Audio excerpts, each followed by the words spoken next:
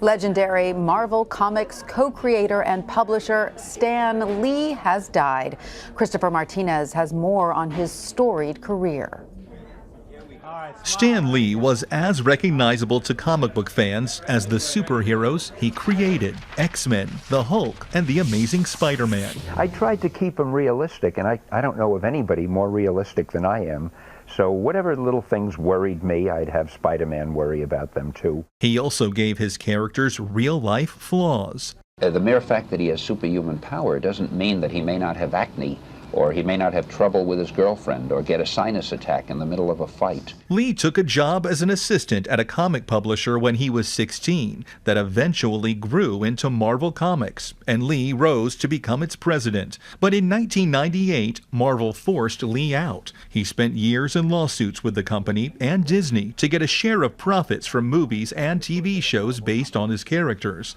Lee went on to start his own companies. He also joined forces with his longtime rivals at DC Comics, putting his own spin on their superheroes, including Batman and Wonder Woman. He was born Stanley Lieber, but signed his comics Stan Lee to protect his reputation. I didn't want to be known by my regular name as a comic book writer, because it was embarrassing. He thought he'd move on to more serious writing, but he ultimately embraced his alter ego, even changing his name and making frequent cameos in movies based on his characters. I think you never outgrow your love for things that are that colorful or much bigger than life. Along comes superhero comics. They're really, I think, fairy tales for grown-ups. Chris Martinez, CBS News, Los Angeles. And GameSpot's editor-in-chief Randolph Ramsey joins me now by phone. Hi, Randolph. So great to have you join us. You know, we've seen an outpouring of tributes on social media from fans, young and old. What does that say about the influence and reach Lee had? Thanks for that, Tanya. I think it really says that, Stan Lee's contribution to comics, and I think to wider culture in general, really has been unprecedented. He's probably one of, the best-known comic creators to have ever worked in the medium. And, in his time since he actually created all those landmark characters in the 70s, he managed to stay quite visible in the public profile, and has been doing, a lot of appearances in some of the biggest films, the Marvel films that have come out recently. No, it is incredible, his energy to the very end.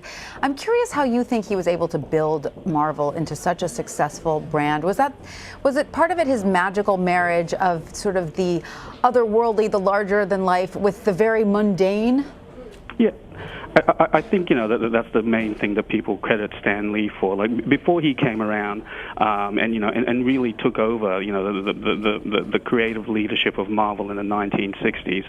Superheroes before that were larger than life figures. You had your Supermans and your Wonder Womans who were quite alien to most people. And along came Stan and made all of his characters very grounded.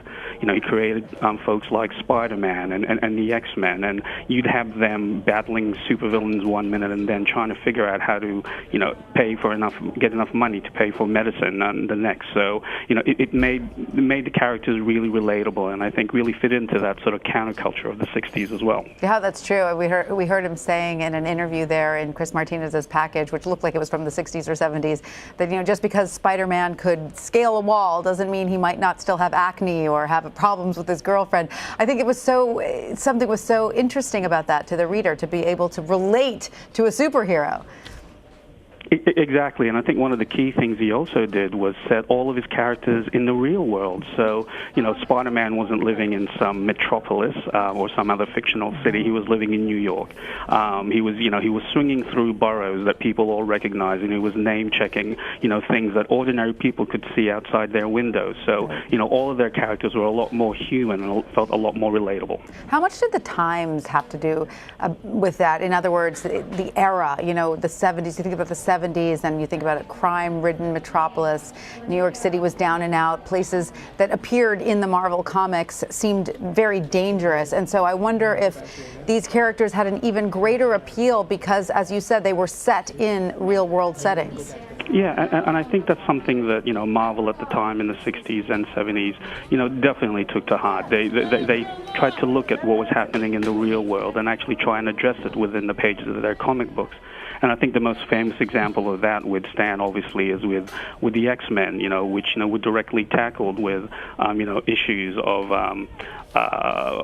equality during the 60s, when that was one of the key things that America was grappling with at the time. What an imagination and what an inspiration he was.